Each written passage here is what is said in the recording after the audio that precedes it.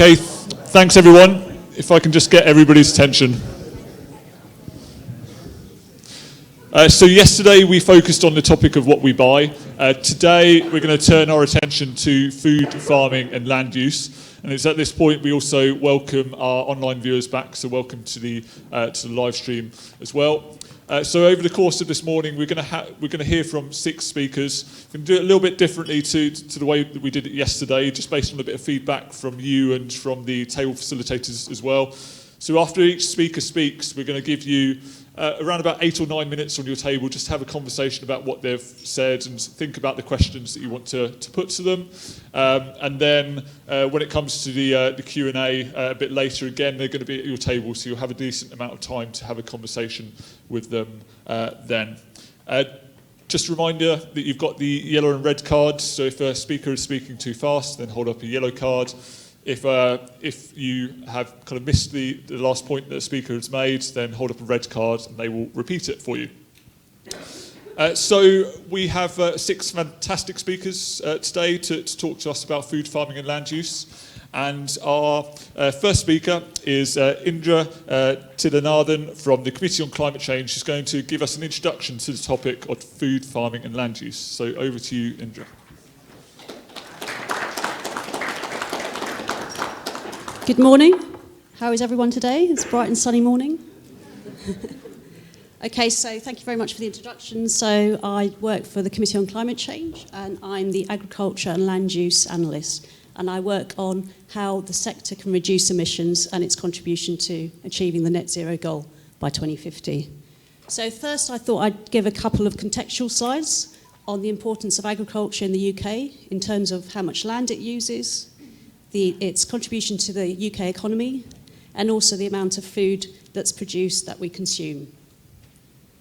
So first, looking at the area of land, as you can see from this pie chart, agriculture actually takes up more than 70% of the UK land area, and most of that is in grassland, and then we've got some land area to grow crops. So this is crops both for feeding humans, but also to grow crops for animal feed. And then woodlands takes up another 13%, but as you can see from the greyed area, urban areas such as cities and road infrastructure actually takes up quite a small percentage, only about 8%. In terms of agriculture's contribution to the UK economy, it's quite a small proportion. So in 2018, it accounted for just less than 1% of gross domestic product, or GDP. If we look at the bottom set of bullets, in terms of the labour force, how many people are actually employed in agriculture, again, this is quite a low proportion, around 1.5% of the UK labour force. So less than 500,000.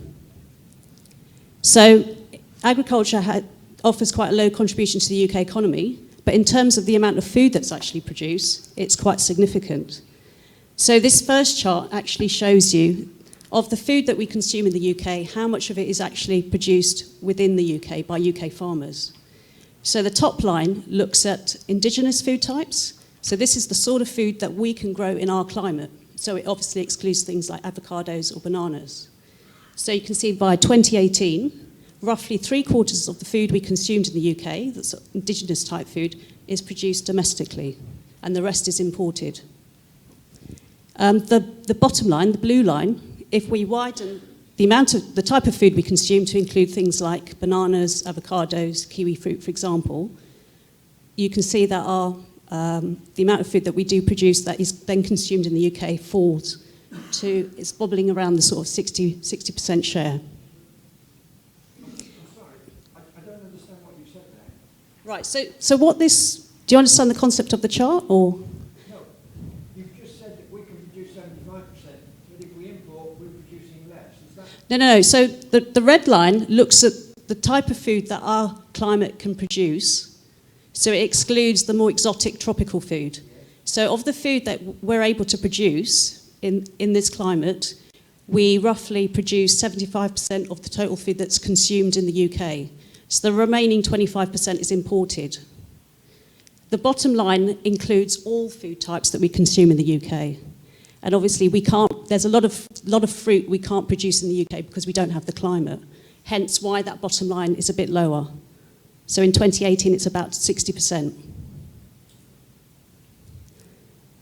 If we look at, hopefully this chart might make things a bit clearer. So if we look at the product type, so the blue corresponds to plant-based type foods, and the orange bar charts corresponds to different types of meat. You can see for wheat, for example, roughly 85% of the wheat that we consume is produced in this country, in the UK, and the rest is imported. Fresh vegetables, it declines slightly, and fruit, you can see it's quite low. It's less than 20%, and again, that's because we import a lot of exotic tropical foods that we simply can't grow in this country. And if you look at beef, veal, pig meat, and poultry, self-sufficiency there varies. So pig meat is a bit lower than the other two, and we import quite a lot of bacon, for example, from Denmark. So imports account for roughly 47% of the food we consume. We also export about 18% of the food we produce. And if we look at all the food that's exported, so both food for humans, animal feed and drink, it makes up about less than 2% of global agricultural export flows.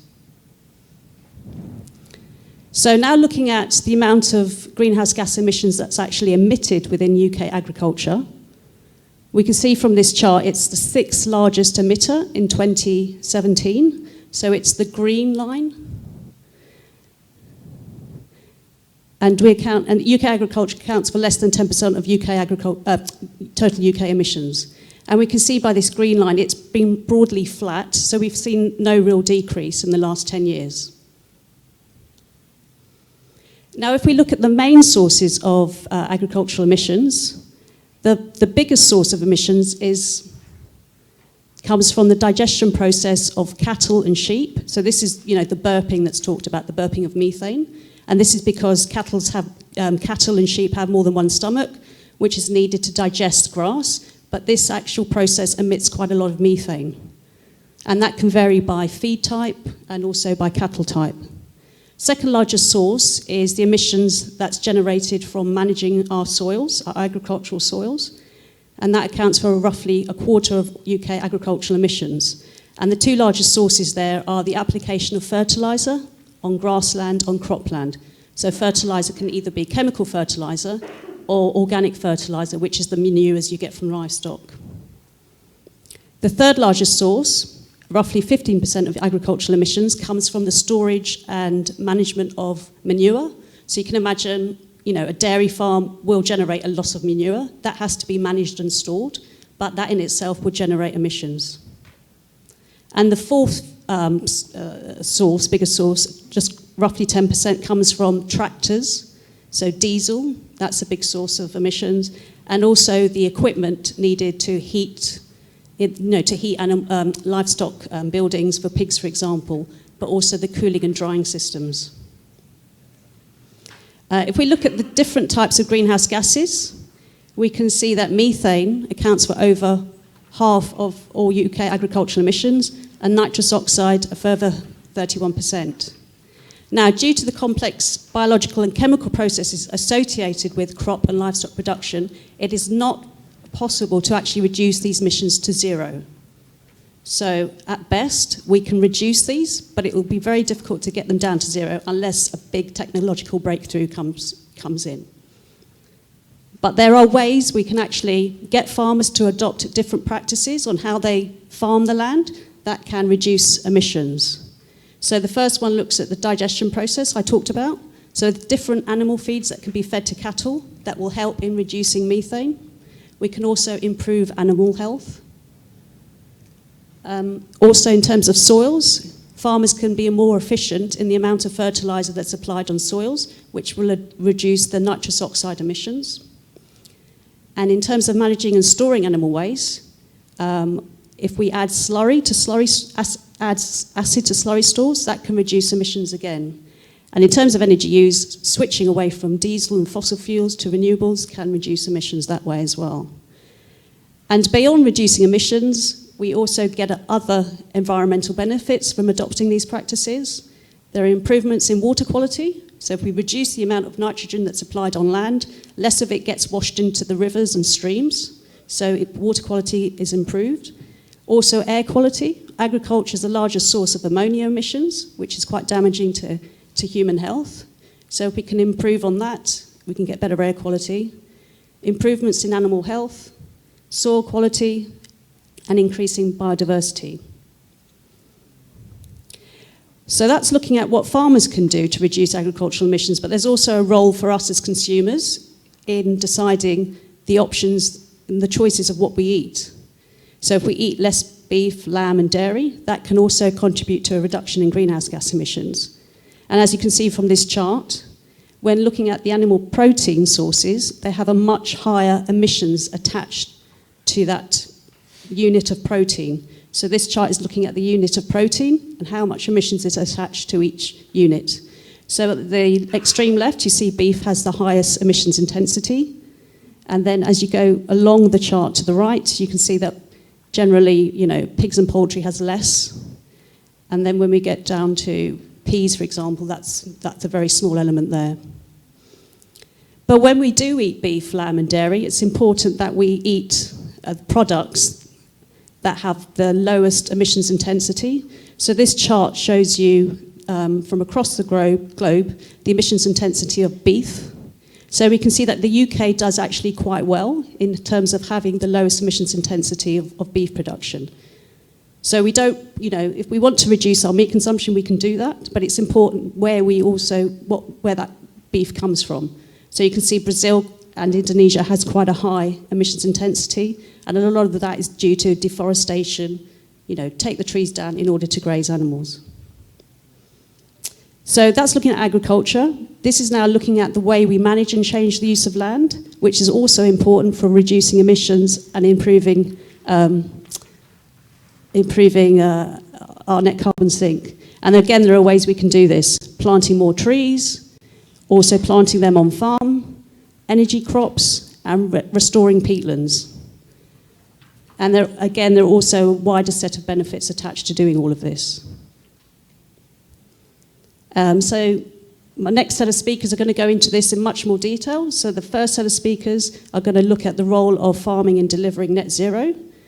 Then we've got Joe House that's going to talk about the ability of land to deliver net zero as well. And then thirdly, the last two set of speakers are going to talk about more of the behavioural side, looking at diet change as well. Thank you very much.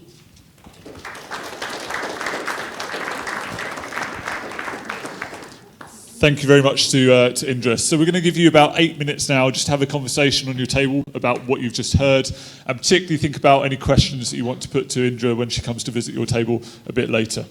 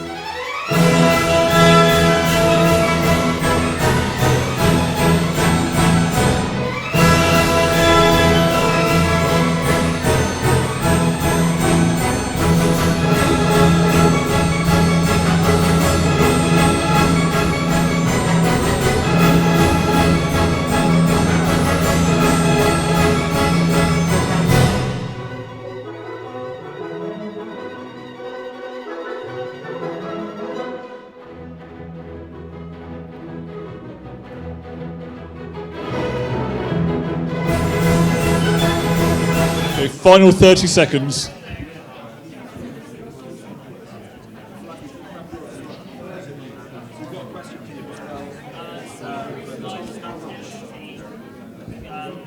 They said like a healthy landscape, but it was just ignore we're told how much GHG gas are emitted, but we've not been told how much CO2 the plants help remove these as well.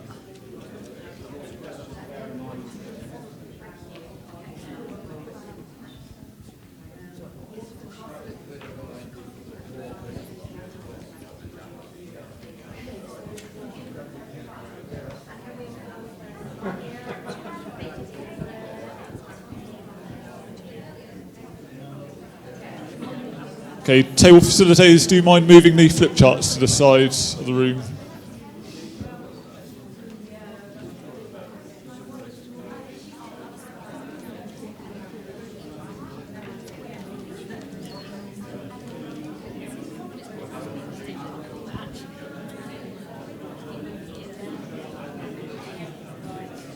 Okay, thank you very much, everyone. So we're now going to move on to hear from our next speaker.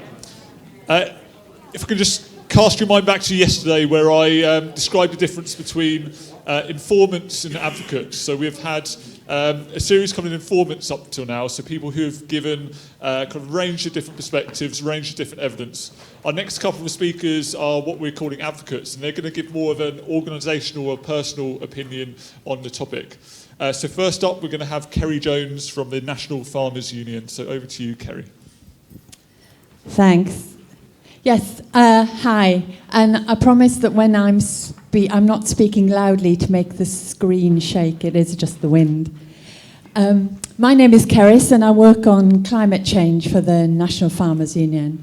I have to say it's an honour to speak to you today, not only because this is a really important subject, because I'm representing the farmers in this country who have this ambition to be net zero by 2040. And when you put that in in farmer speak, what it means is that we want to produce the most climate-friendly food in the world. And the reason we want to do that is not just because of the potential impacts of climate change on the planet that we live in, but also because the weather and climate affects everything that farming does. So it's right that we have this ambition. As you've heard in the first weekend, our ambition is about balance. It's about us balancing the greenhouse gas emissions from British agriculture by doing three things. The first of those things, and perhaps most importantly, is about reducing the emissions from food production. And we can do that by being more efficient, by producing more with less. You'll have heard from Indra's presentation. She talked about some of the ways of doing that, but there are others.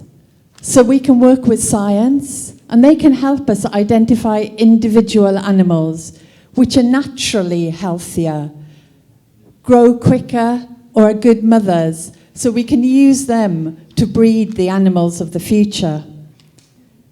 We can use technology to help us pinpoint exactly which nutrients crops might need in the field and where. And the same is true of livestock. We can test, when they come into the sheds, we can test what might be exactly in the crops that we're feeding them and what it is they actually need. And Indra talked a bit about how we can become more energy efficient through more efficient machinery, better buildings, and substituting renewable energy for fossil fuels. So the second way we can make a contribution to getting to net zero is by storing carbon on farmland. This is about us using the natural ability of plants to suck carbon dioxide out to the atmosphere and store it, either in woody plants or when normal annual plants, green plants, die.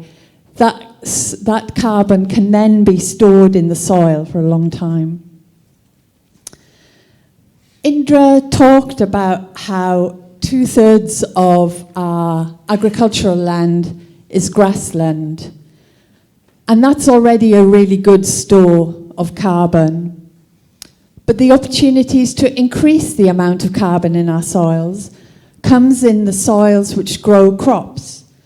And there are a number of ways of increasing those levels of carbon, either by growing crops, non-food crops, over a short time, so all that carbon we've already stored gets returned into the soil, or by funny enough, by bringing livestock back in the farm, or bringing their muck and manure onto that farm, because that's a really good source of carbon and other nutrients which crops need, and it's also good for soil biodiversity and helps farmers reduce the amount of manufactured fertilizer that they might need to apply.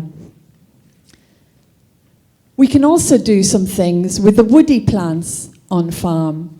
And we've started from the position, well, can we better use what we've already got? So perhaps we could grow our hedges bigger, perhaps bring the woodlands that are already there, perhaps manage them in different ways. And this is in addition to planting perhaps new hedges and trees, but we've tried to think about that in a way which works with food production. And then lastly, we think we have a huge role to play in generating renewable energy, not only for our own use, but for other sectors of the economy. And in particular, we focused on the biological bit, because that's what agriculture is about. It's about biology. And so this is a grass called miscanthus. It's a bit like a bamboo. And this can be used to generate energy. This can be used in the energy process. And when you couple that with this process called carbon capture and storage, that means you take that carbon out of the atmosphere, out of circulation completely. But these plants can perhaps be used to do other things. Scientists are looking at perhaps using this grass for building materials. And we already produce some things that could also substitute for fossil fuels. Cattle and sheep get a really bad climate press, but we get leather from cows and we get wool from sheep. And wool is the most amazing product. I don't know if anyone's here is wearing a woolly jumper, but it can be used to make clothes or to insulate buildings. And these could naturally replace the things that are produced by fossil fuels or made from fossil fuels. So we've done our first calculations, shows that actually by doing all these three things, with more farmers than ever before doing all these three things, that we can balance the emissions that Indra talked about. I've forgotten what I was going to say. That we can balance the emissions that Indra talked about. We've done the calculations using information produced for Indra's organisation and by others. But then we asked our own farmers. We asked them, doesn't matter whether they're big or small farmers, whether they're landowners or tenants, whether they're young or not so young, and we asked them, with what we know now, what is it that you can do, not only on your own farms, but by working together? And that's how we've ended up with this net zero aspiration. And they did this not only thinking about greenhouse gases, but also about the other things that are important to them, about looking after the countryside, about being at the heart of rural communities, about producing healthy, safe, affordable food for this population, but also thinking about how they can make a decent living. And it is a huge challenge. Every field is different, every farm is different. And so what we think we need is a range of I've already talked about some options. We need a range of options available for the diversity of our farmers so they can piece all these things together like a jigsaw for their own individual farms. And one thing we know, we can't do this on our own. When we're looking to government to help us here, we need policies for all these three areas to help us reduce our own emissions, to help us store carbon on farmland, and also to help us generate more renewable energy. So we need the right policy framework. We also need, with the level of change that's ahead, we're going to need new skills, training. It's going to take investment. And we need trade deals that aren't going to undermine the high standards that we already have here. But this isn't just for government. There's a role here for the supply chain, for the retailers that you go to every week. For scientists, some of whom you'll hear from later today, and all of you, because we all eat. And we have to work all together if we are going to produce the most climate-friendly food in the world. Thank you.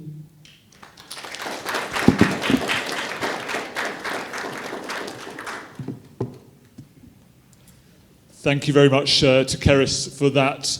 I asked Keris how to pronounce her name, and then I proceeded to get it wrong anyway, so really sorry for that, Keris. And so now 8 minutes again at your table to have a conversation about what you've just heard.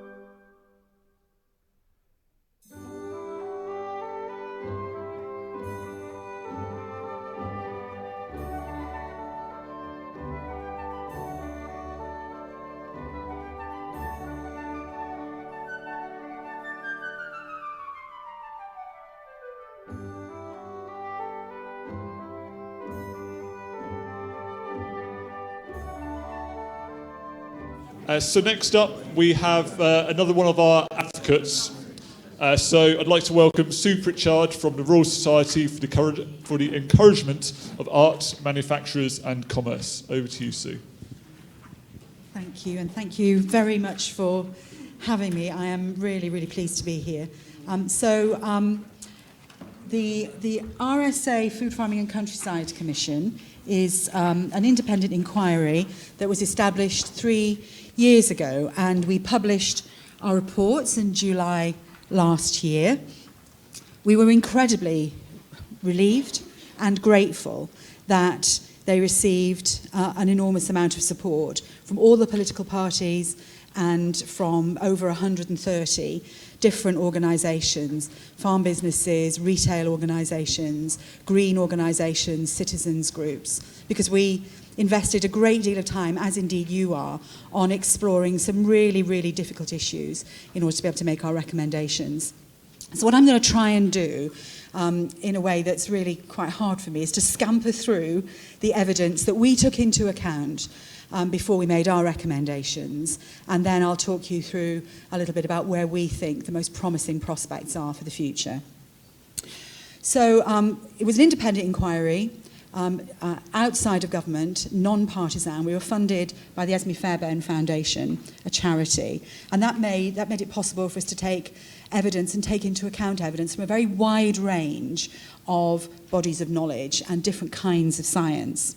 The first thing I think that we took into account was the fact that the UK food and farming system is now deeply embedded in an international food and farming system in which, as Professor Tim Benton said, a small number of commodities grown as cheaply as possible in outdoor factories for global markets is essentially the kind of food and farming system that dominates the world at the moment. And as you know, this has really serious consequences. Consequences for our water supply, for our environment, that's a picture of soils being washed away, for biodiversity, for nature, but also for the public's health and well-being, our own health and well-being. So let's start there. Let's start with health. So this is a diagram that describes what we should be eating. It's a Harvard diagram, but it's very similar to the UK's Eat Well plate. So we should be eating 50% of our diet coming from fruit and vegetables, and perhaps 25% coming from cereals and starches. But what we actually grow around the world is something like over 60% of our food is coming from cereal starches and sugars. And a tiny fraction, 17%, is actually directed towards producing the really healthy food that we need to be eating. And that's because the UK has focused on a cheap food policy, so that food, the cost of a basket of food, is as cheap as it possibly can be. So the UK... I'm sorry, did you say what we actually produce in the world on that previous slide? That's right, yes. So what I... What you're talking about in the UK, is that one and the same? Is what one and the same? Is that diagram there for the world, and now you're moving on to the UK, is it one and the same? I'm trying to get the relevance between knowing what the world's doing and knowing what we're doing. So what I'll go on to show you in a few slides' time is the way that the world's agribusiness, the food and farming system in the world, actually contributes to the food in your basket. So there is a really, really close relationship between what the world produces, what the UK produces, and what we actually eat. But not what we're producing here. No, this relates to what the world produces. But I think that Indra's slide at the start illustrates the what's produced in the UK and what we import. Sorry to... That's okay. So the UK's cheap food policy has given us essentially the third cheapest basket of food in all of the developed countries in the world. But curiously, 2.2 million people in the UK suffer food poverty or food insecurity. That means they don't have enough money to buy food. And that's the worst in all of Europe. And alongside that, the cheap food policy has given rise to a massive increase in obesity in the UK. So that says 75% of people in the UK are either obese or overweight. And the cost of that in diet-related illness is having the most extraordinary impact on our NHS. So type 2 diabetes alone costs the NHS £12 billion a year. And the cost of lost days of productivity is over £15 billion a year. And that's not even trying to quantify the effect on people's health and well-being, people's sense of self and self-worth. And the cost of removing the drugs from the food supply, from the water supply, is at the moment incalculable because we simply can't. So, The drugs used to treat diet-related illnesses, yes. So I'm going to motor on. So you might well ask, where's the money? Farmers can't afford, there are some farmers who are really struggling to make ends meet and they can't afford to eat the food they produce, and there are, as we know, a rapid rise in food banks across the UK. And yet global agribusiness is worth £2.4 trillion every year. But the reality is that that money is concentrated in a very small number of very large and powerful organisations. 4 companies control seed population, 4 companies control 70% of the agrochemicals business that supports that industrial agriculture system that I indicated earlier, and 4 supermarkets control the food market. And in terms of the food you eat, those companies, you're not going to be able to see this, but you'll be able to see it when you get the slides on your tables. Those companies in the centre of that diagram are making an enormous amount of money producing highly processed and ultra-processed junk food that is essentially bad for the people and bad for the planet at huge profit. So we have to ask ourselves, as we did in the Commission's work, what is the kind of future that we want? Do we want a future with more intensive land use and continuing high demand for ultra-processed junk food that's bad for us, or do we want to imagine a different future? And not forgetting that there is another future coming up on the outside rank, which says in the future we may not have farmers at all, that food will be squirted into your home through 3D printing. It's an entirely different version of the future. Well, we have a view that all of these issues are fundamentally connected. You will have been exploring this at length in your deliberations. So food and farming is intimately related to issues around social justice, fair and good work, climate, biodiversity. We argue that the future that we want to be working towards is a future rooted in agroecology, which is essentially food and farming for the benefit of the climate, in harmony with nature, good for people's health and well-being, sustainable and fair for everyone on the planet. So what does that look like?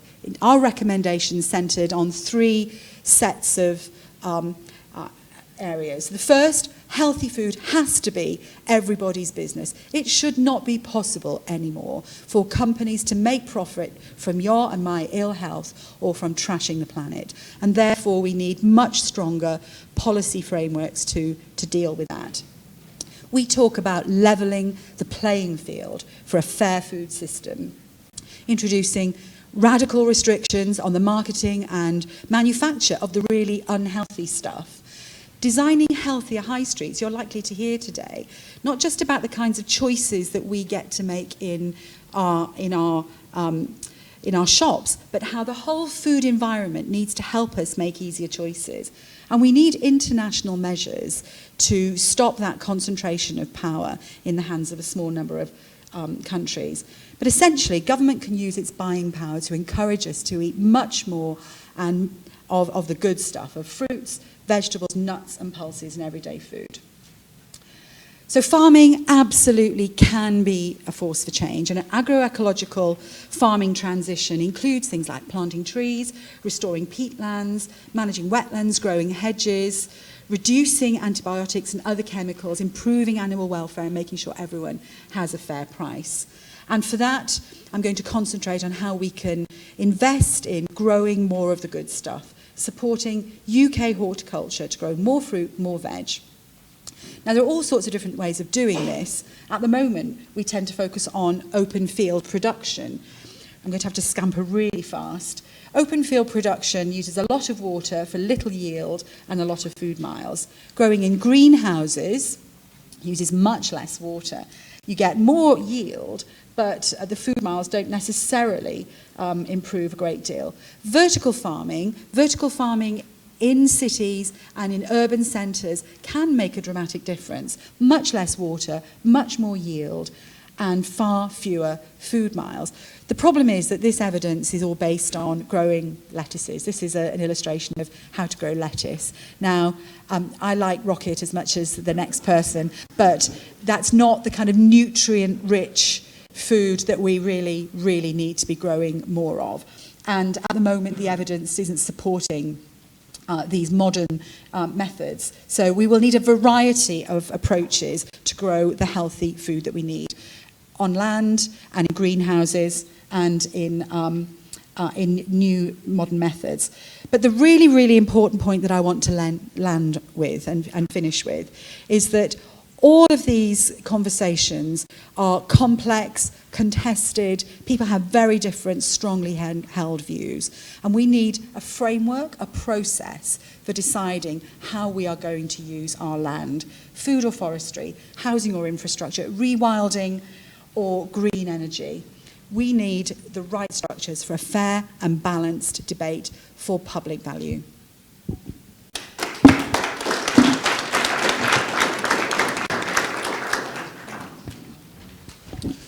Thank you very much, Sue. You know the drill. Over to you at your table.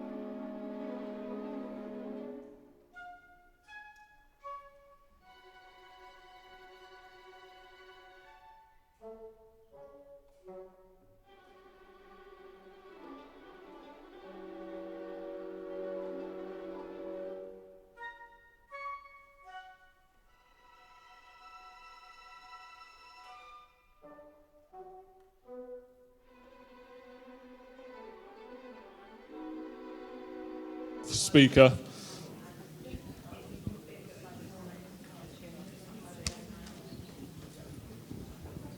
So our final three speakers of the day are all informants, so they'll be giving a kind of range of different perspectives and evidence on the issues that they'll be talking about.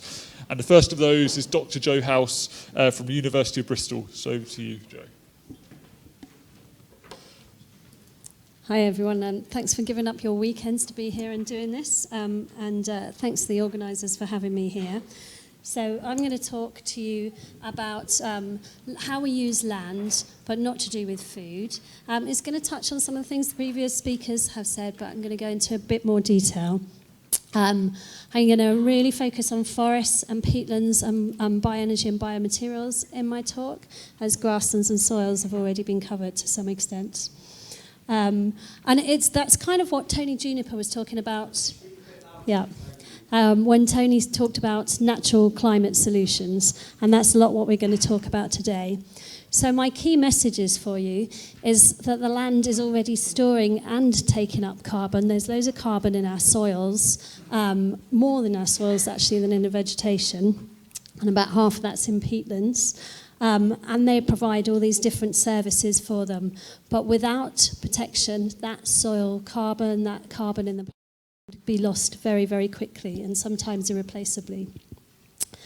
There's many things we can do to manage the land, which I'm going to talk to you about, and you've heard some other options already, and there's lots of different policies that can deliver that. But we are a small island and we only have a limited amount of land.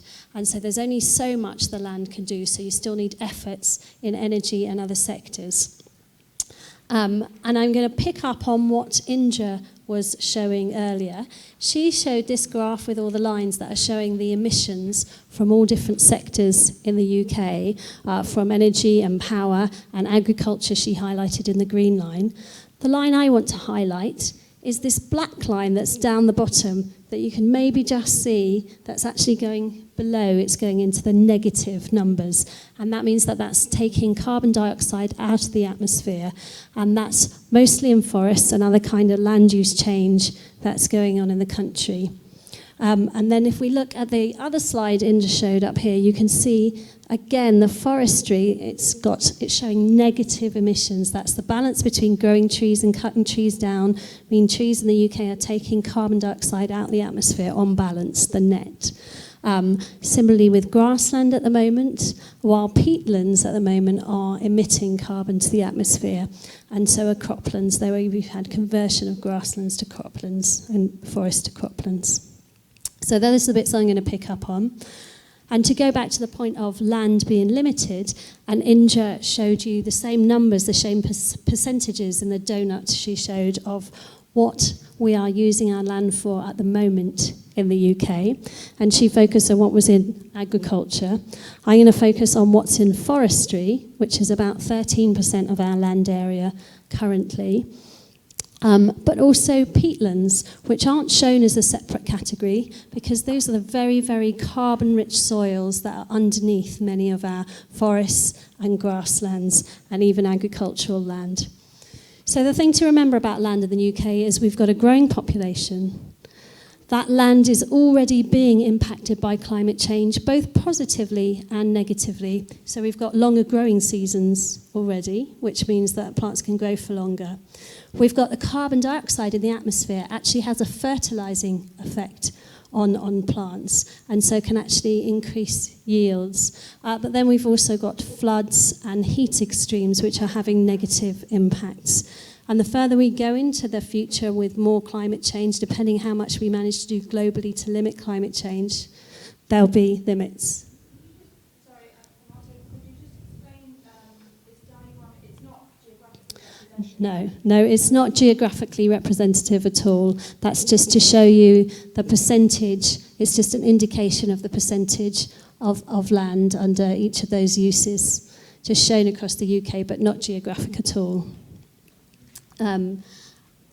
So in future, we expect the impacts on the land to be more negative than they are positive, the more there is climate change in the future. And as touching on what Inja and Keris and Sue all said, you can do a lot on the land in farming that will free up land so that you can free up some of this agricultural land to put more into forestry and other natural lands. So starting talking about peatlands, this is actually a picture near where my dad lives up in Scotland in the Highlands of peatlands near him. This beautiful landscape that means a lot to a lot of people who live there. And it's a massive carbon store. It takes up that carbon very, very slowly when the soil's wet and it decomposes slowly, but it can lose that carbon very, very quickly if it's drained for agriculture, if it's burnt, or also because peat is being extracted to use as a garden fertiliser or for fuels. The trouble is then you use a lot of the benefits that peatland provides. So that rich organic carbon soil, it holds onto water, so it helps with flooding, it helps in droughts, it also improves water quality as the water goes through that soil. It's got its own biodiversity and lots of people enjoy walking in those landscapes. So some of the things we can do, the Committee on Climate Change in their scenarios to look at delivering net zero in the UK, looked at restoring upland peats, restoring half of all upland peats and about a quarter of lowland peats. And that still leaves some peat for agriculture. So for example, the production of salads on lowland peats, you lose about 1 to 2 centimetres of soil a year, but this still allows for some agricultural productions. It talks about banning rotational burning and peat extraction for sale. And it talks about restoring peatlands. And there's already grants for peatland restoration, but more could be done. A lot of the peatlands are owned by water companies, and they could be mandated to restore them. Lots of people own peatlands that are sites of special scientific interest that could be supported through different financial incentives, like carbon trading, and through public funding. Forests can remove carbon a lot quicker than peatlands and store it in trees and in their soils, but they can also lose it very quickly. This picture at the top is actually not a UK forest, it's in Borneo where I did my fieldwork when I first was doing my undergraduate degree. And what I like about this is you see the connection with the water cycle. You can see the mist rising off of the forest, that's cooling the forest, and it's also recycling the rainfall. So trees can be quite important for preventing floods, and there's UK programmes now to plant trees to deal with flooding that we've been seeing across the UK. They can cool and shade, and that's been important in France, where they had the heat waves in 2013 and many people died. They've been planting trees in the cities, and this time the heat wave was not as bad. There were more trees in the city, people could go and get shade. As well as the biodiversity, holding on to some of those soils and the nutrients, and the pleasure people get walking in forests. So a really key thing here, like with peatlands, is protecting what we've already got before it's gone, because once it's gone, it's really hard to get all of that back. And manage it well, and manage it better than maybe we have been. Then you can also increase forest cover, and in the CCC, the Committee on Climate Change scenarios, they talk about increasing cover from 13% to 17%. That's about 30,000 hectares each of broadleaf forests and of coniferous forests. And to get a scale of that, at the moment we're planting about 3,000 million hectares a year, so we need to ramp up what we're doing. And that also means that we need to ramp up having nurseries. So where are we going to plant all these trees everyone's talking about? We need the nurseries to produce the tree seedlings to get out there and plant them. And we need to be doing that quickly, because trees take a long time to grow. They take 30 to 70 years to grow to the rotational cutting of them. So this is something we need to get on with now. And we can get on with now, and this will start taking carbon dioxide out of the atmosphere straight away. So this can be supported by financial mechanisms, again, like carbon trading, having a price for carbon, paying for it to be done, through public funding, particularly where that planting is supporting the non-carbon goods and services, these other services that we get out of trees, and through different kinds of environmental regulation. particularly things like sustainability criteria, which I'm going to come back to in a minute. So Keris talked about some of the, and Sue both talked about some of the things that we can use the vegetation we're growing on land for. We can use timber to substitute for other high carbon emitting materials. So cement emits a lot of carbon, it uses a lot of energy and emits a lot of carbon dioxide. So we can use timber to substitute for that. She also talked about miscanthus grass that we can use for timber and is also a good energy crop. And this here is the process of your bioenergy with carbon capture and storage. So you're growing your biomass, it's taking this carbon dioxide out of the atmosphere, you're burning it for energy, you're capturing the carbon, and then you're storing it underground. And I think you're going to have more talks in week 4 about carbon capture and storage technology. But that's the process.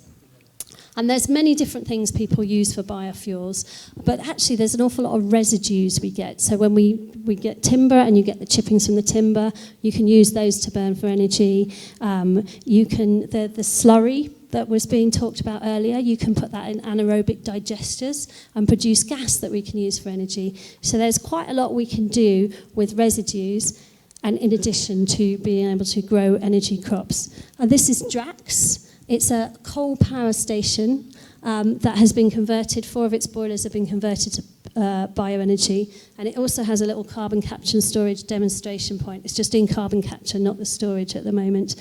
But mostly it's importing pellets from the US. And this is something we've got to take care of in the UK, and also thinking about what we import. Is that done sustainably? And about having very, very tough criteria that both monitors and reports and then checks that we are, not only what we're growing in the UK, but what we're importing is being done in a sustainable way. Under the EU legislation, there's some sustainability criteria. Drax have increased what they're doing on top of that, but there's still scope to do more to ensure that you're not doing, you're not causing deforestation, you're not causing other kinds of environmental damage, and that becomes really critical. Bioenergy is already subsidised, so there's already market mechanisms working there. So altogether, when we look at the different potentials, what we found, I don't want to go through the different numbers, and this is looking across agriculture and land use, but actually when we reduce emissions from agriculture, which we can from about 52 million tonnes to here, we're reducing it in peatlands, we're reducing emissions from agriculture, and we get down to sort of something in the mid-20s. Actually, when we look at what we can do to draw CO2 out the atmosphere through forestry and substitution and bioenergy, it roughly balances what we're left with on the land. So this is my key message about what we can do on the land balances the necessary emissions to still produce food. And so we still need action, very strong action in other sectors. And there are various policies. Okay. So there is existing policies under the Common Agricultural Policy when we were in Europe, but we're now moving into our own out of Europe, and we can look to the Environment Bill and the Agricultural Bill include public payments for public goods, and that's doing things like supporting farmers to do some of the things we were talking about, and landowners. So it's making sure we get those right rules within the environment and the agricultural bills, and making sure we have the right sustainability criteria in place and supporting farmers to make these transitions there. And so that's something fair. I'll leave you with my key messages there. We need to protect what we've got. There's many options, but we need to make sure we do it in the right way. But we also need to do things in the other sectors.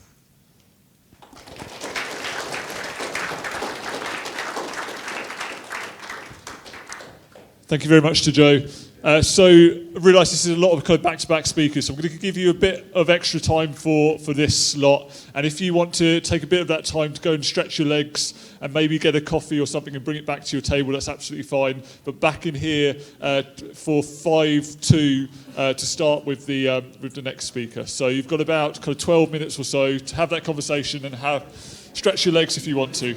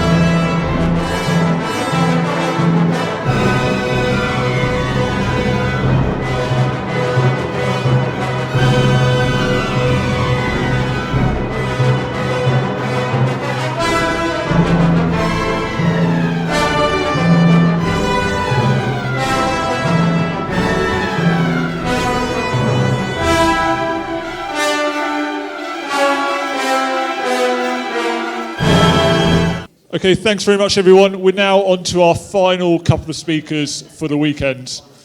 So our penultimate speaker will be Dr. Rosie Green from the London School of Hygiene and Tropical Medicine. So over to you, Rosie.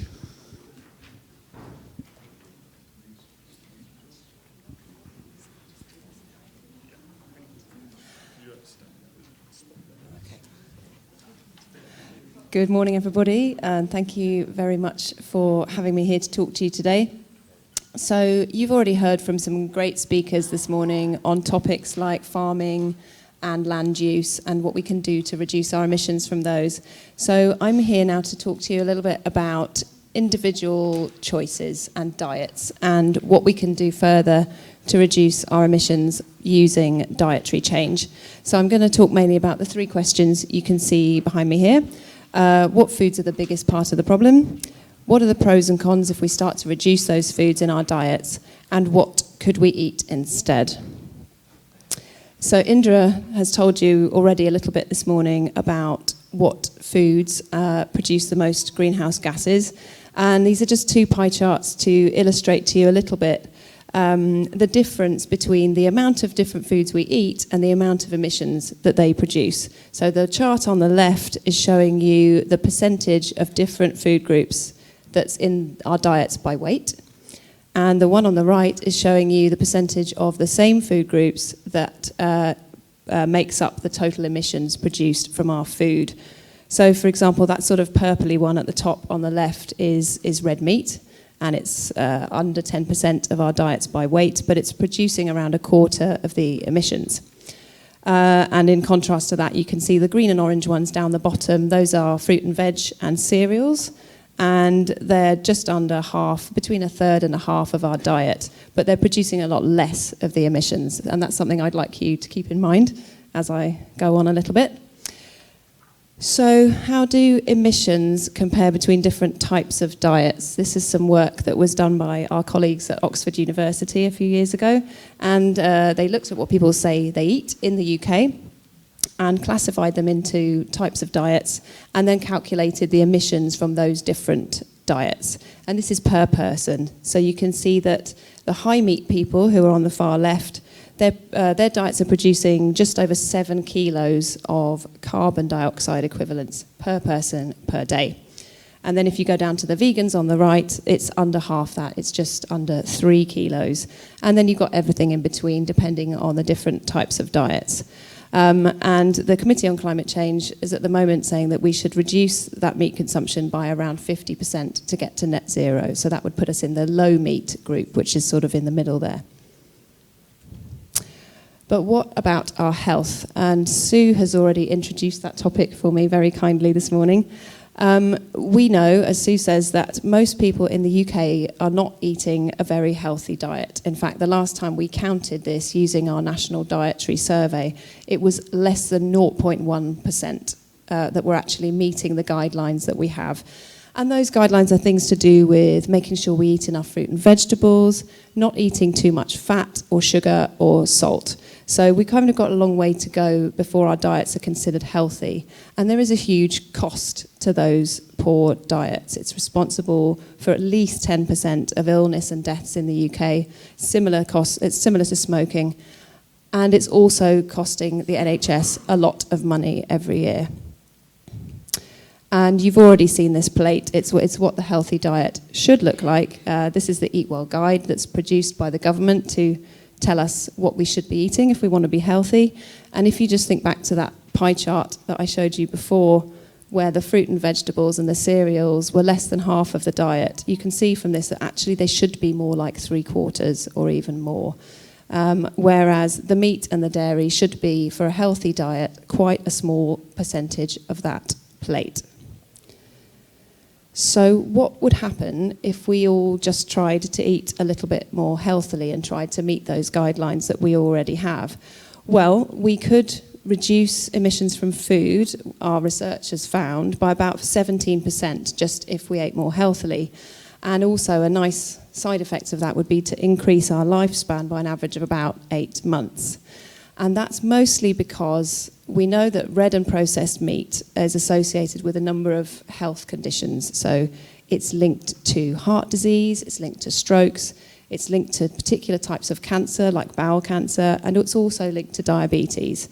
Whereas on the other hand, eating fruit and vegetables is linked to prevention of all those conditions. So if you eat, the more fruit and vegetables you eat, the less likely you are to suffer from those diseases.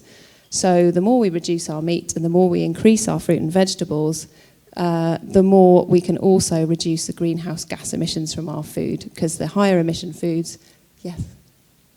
Oh, it's 5 minutes, sorry. The higher emission foods also tend to be the ones that are worse for our health. So we can carry on reducing greenhouse gas emissions, and also getting additional health benefits, up to about a 50% reduction in emissions from where we are now. After that, the diets tend to get a little bit more restrictive. So what is the downside of us doing that? There are a few things that we need to be aware of. One is the other environmental impacts of our food system, which is something that other speakers have already talked about this morning. Some of you might have seen this figure that I've put up here, because it's been in the news recently in the last few weeks. And it's about the environmental impacts of different types of milk. So almond milk has been criticised a lot recently. You can see there's emissions, land use and water use on this graph, and the water use of almond milk is actually quite high, particularly when the almonds are grown in California. But the other thing you'll notice about this graph is that actually it's still the dairy milk that has the highest of all three environmental impacts when you compare them. And that's often the case, actually, that the plant-based foods have lower environmental impacts across the board than animal source foods. But it's still something we need to be aware of when we're starting to think about what we could eat instead, is that we have these trade-offs to think about. Other potential trade-offs could be to do with the meat and dairy industry. You've heard from the farming point of view this morning. We have an amazing farming industry in this country, and we need to be able to support farmers, that if people are going to start eating less meat and dairy, there needs to be a fair transition. And this is where the sort of less but better meat and dairy argument that I know Modi made to you guys the other weekend comes in.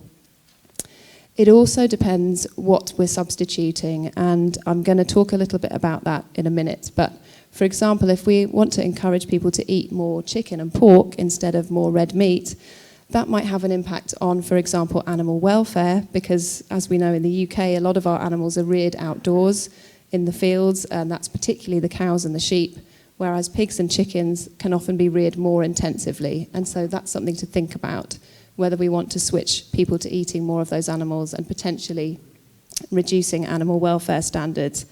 And there's also potentially a knock-on effect on our landscape of that. We're used to seeing the animals in the fields, and that is a part of our natural landscape. Then I want to talk a little bit about the effects on our health, because that's what I do for my job.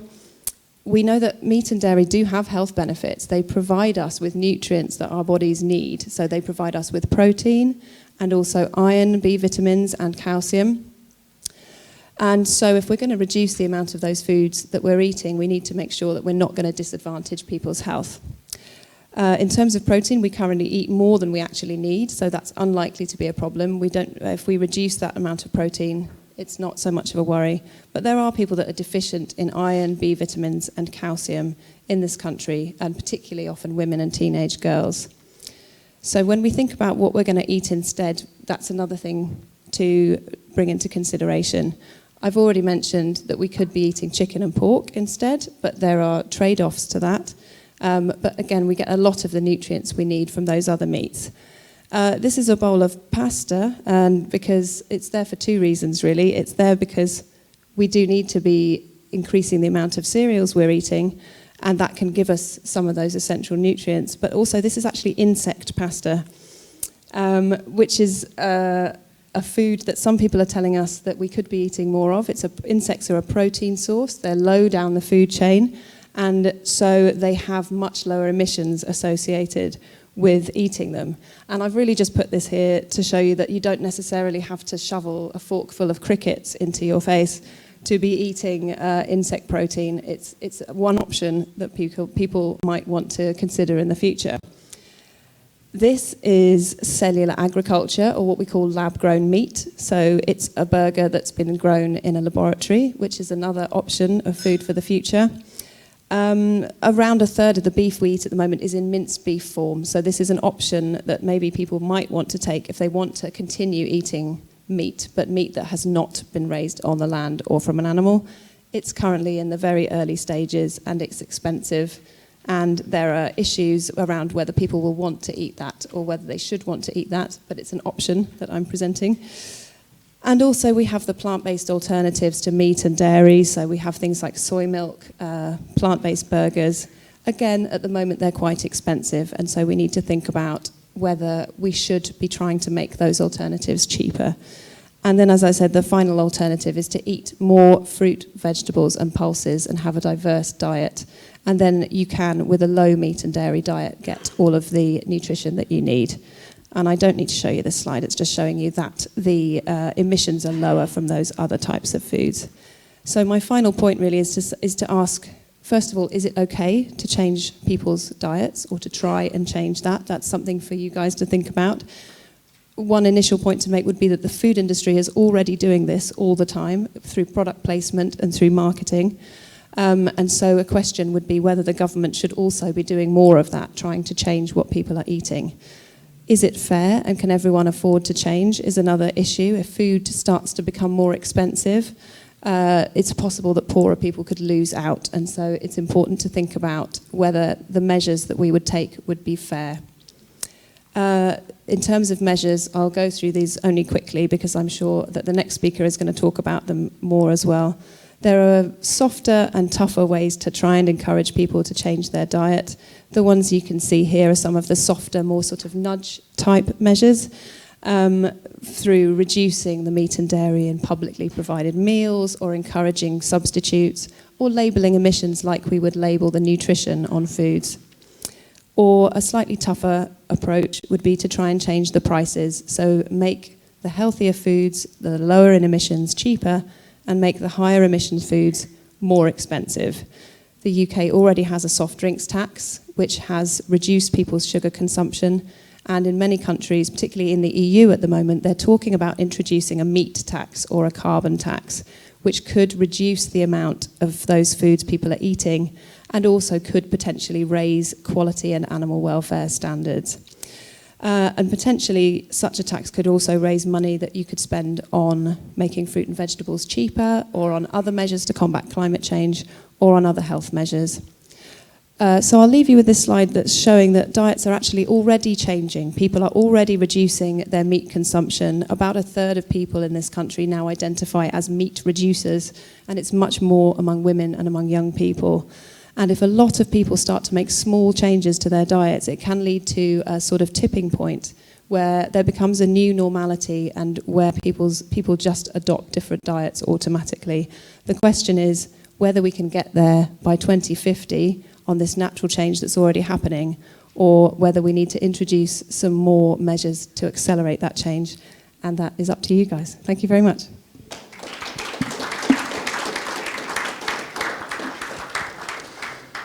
Thank you very much, Rosie. So before we go to table discussions, there is just one point we need to clarify about the recommendation from the Committee on Climate Change. I'm just going to ask Indra to do that quickly.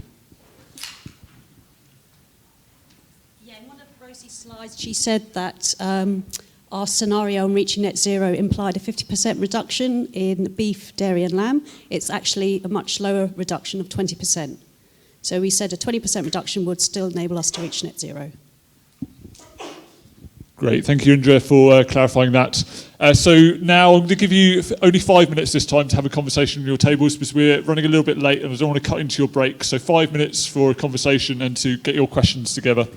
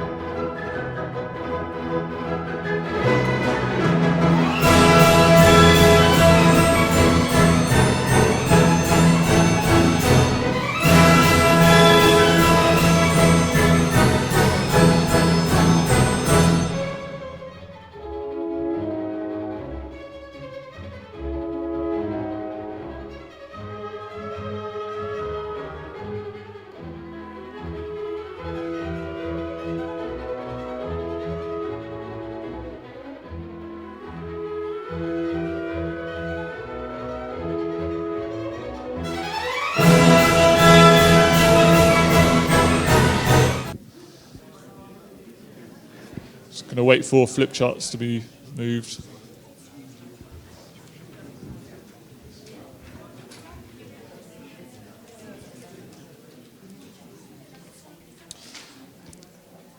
Okay, so our final speaker of the weekend is Professor Tim Lang from City University. So over to you, Tim. How does this work? Splish bars and hello. Hello, that's me. I've put my messages first and then I'll whiz through some slides. I've done two, hello, my name's Tim Lang. I've put my key messages first so you've got them. It's basically echoing what my colleagues have said. I think I'm here more to talk about consumption than anything else, but essentially the idea I'd like to give you is that there is a fundamental mismatch between production and consumption, and climate change is one of the key problems we've got from that, but lots of other things as well: biodiversity, water use, culture. None of us have talked at all about social aspects, but Britain has a dreadful problem of inequalities over food. We have major social inequalities. And so on a whole number of features, food is at the intersection between the mismatch of production and consumption. We're producing food, we're processing it, we're selling it. I walked from Birmingham New Street to here last night, and I actually stopped counting at 50 of the eating out opportunities. And that was just in Birmingham New Street Station. There are about 50 outlets. There is an overproduction problem of food. If no one said that to you, there's too much food in the world, too much food in Britain, too cheap, wrong sorts, too processed, and just pushed at you with vast amounts of money pushed by the food industry. £1 billion a year is spent on advertising. £1 billion a year is spent on advertising. You read it? Good. I've done too many slides, so you can look at them later, but I was, Lorraine, who's been a wonderful sheepdog of us, getting us to go in places we didn't want to go, we talkers. But I put this up really to show you, there's been a big change in Britain. The actual figures are in 1950, about 35% of domestic expenditure went on food. Now it's about 9%, including eating out, it's about 12%. You can see that on the left. But when you start looking on the right, I'm flagging my food inequalities theme. The poor spend more of their income on food. So you've got to think in terms of climate change about not rich people like me. I'm a rich professor, but I'm poor compared to the billionaires. But the bottom 20% of the population has absolute difficulty to eat a decent diet. It's getting the wrong messages and has got all sorts of problems. So I just want to flag that to you with that slide. I want to pursue that. If you look at where there's outpouring of messages is, this is studies that I've put in a book. It's coming out next month, which actually, perish the thought I say read it, but get them to buy one and share it. But this is figures from that I've had done specially for me by the excellent team at Cambridge University, the FEAT team. Go to Blackburn. I know, anyone here from Blackburn? I know Blackburn very well. It's a depressed ex-textile town, high problems on every single front. It is Britain's fast food takeaway spot, okay? And then you go to Kensington and Chelsea. I live just south of there, at the other side of the river. It's got only 13.9 takeaways for Blackburn, 3 times more, okay? And those takeaways, by the way, are selling lots of food very cheaply, much cheaper than you can possibly cook it yourself. Okay, so it's not just nasty takeaways, bad cook it yourself, good cook it yourself message. There's a really important issue for you to look at. Britain eats, colleagues have mentioned this, forgive this table, but you can see there we are in red, the UK. We have the highest, what we call in my world, ultra-processed diets. this term ultra-processing is used now by people like us in academia to mean foods that are just produced processed completely unnecessarily. They're processed to look like food when actually they're just whatever is the cheapest commodity thrown together with additives and colorings, and that can be sold with good branding. And this is an extremely elegant study looking at 19 of the 27 member states of the European Union, and found that Britain had the highest percentage of eating ultra-processed foods. We've got one of the worst diets of the rich world, by the way.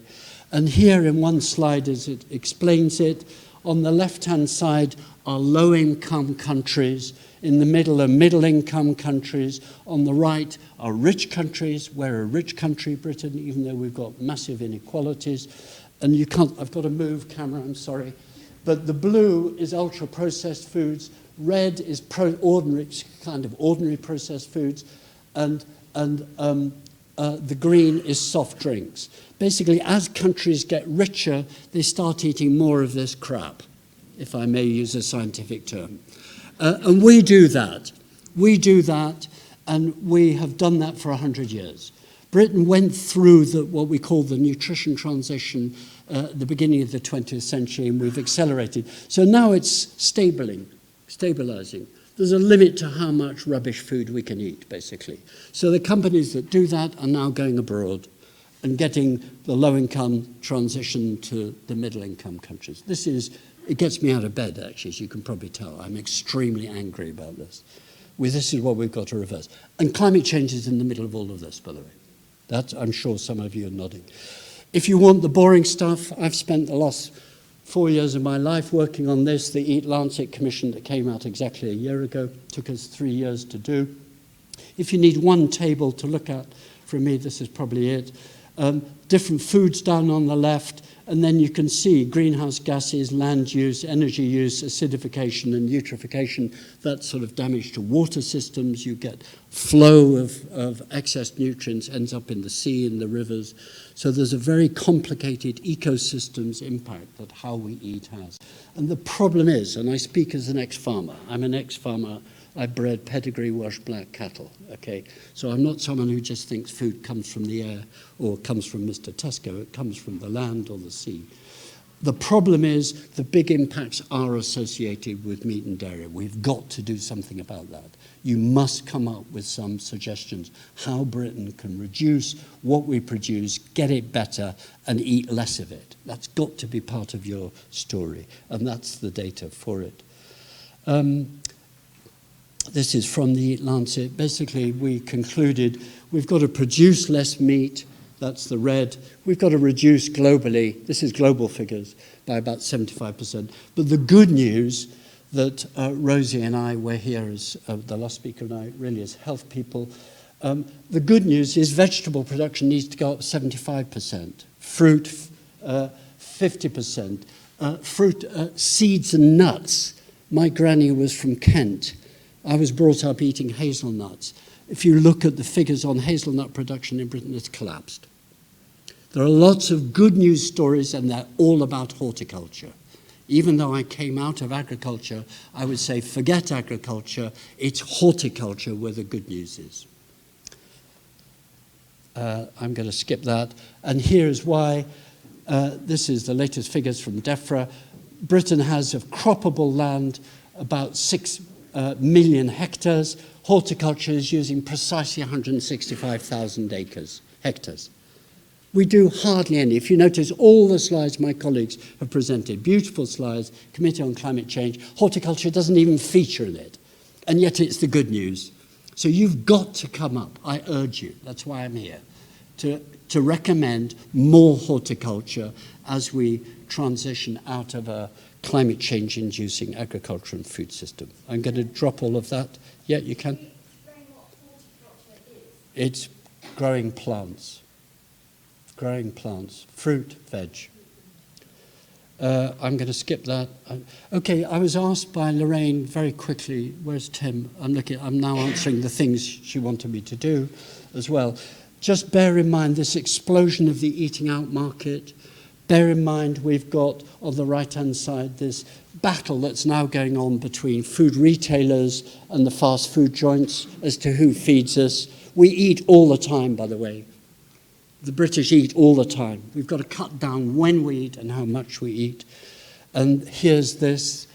Lorraine asked me to talk about portion size. In one slide, this is the best I can do. It's actually, I used it only from one study at the British Heart Foundation. A very good, just looking at the size, how everything has got bigger. You know, you don't need any data. It's just got bigger. Everything's got bigger. Everything's got bigger. One of the things you could recommend is for everything to get smaller again. Portion size, dead easy. Food waste, Lorraine asked me to talk about. Actually, this is a tricky one. We're all consumers. Mostly food waste is now us. It's we consumers. When we buy it, we're not using it, we're throwing it away. And that's something very clever has gone on. I work on this. Partly I was the government commissioner on waste at one point. Retailers have basically got it. They've got everyone else wastes it, but not them. But they are the powerful people who set the contracts. Okay? So don't be seduced by this slide. Retailers look like there's no waste. That's because they get the farmers to waste it by not accepting that they'll buy it off them. And then it's sold to us in massive incentives to try and to buy more, so then we waste it. We consumers are now wasting about 30% of the food that we buy. I'll end with this. I wanted to end with this. This is the Nuffield ladder of intervention. I was trying to think what model of thinking about change. We're all asking you to consider change. This is a very neat graphic that I've got from you from the Nuffield Council about it. The bottom is basically you can do nothing. And then the next rung up the ladder, you can just say, well, let's give them the information. Then it's their fault if they haven't done it. Actually, we know that interventions work best if they go up the ladder.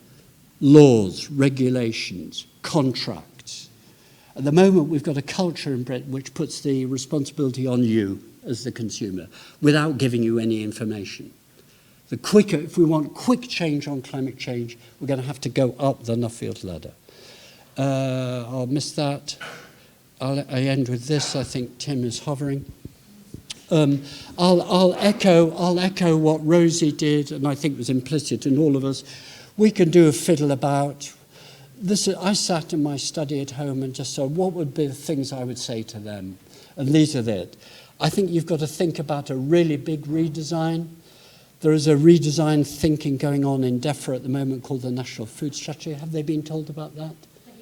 They're here. Okay, you're here. You need to connect into that. I think we could do an AIDS-type campaign.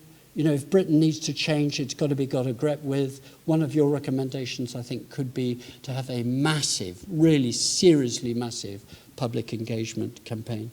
Price signals, I'm with Rosie. Prices have got to change.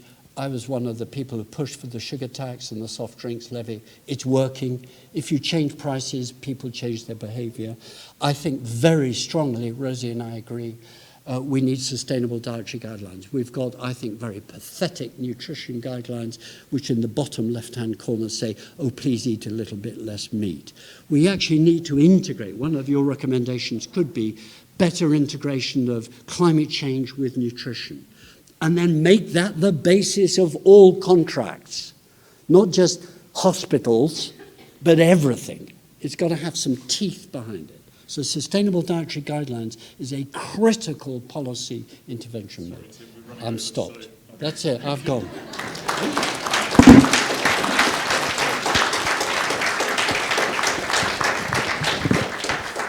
Thank you very much to Tim for that. So we are running a little bit over time at the moment. So I'm going to give you a few minutes now to collect together your thoughts and questions for Tim, and then straight to a break once your table's finished with that, and back in here ready to go at 10:02, and then we'll go into the Q&A with the speakers at your tables. So a bit of time for coming up with your questions, then to break, back in here for 10:02.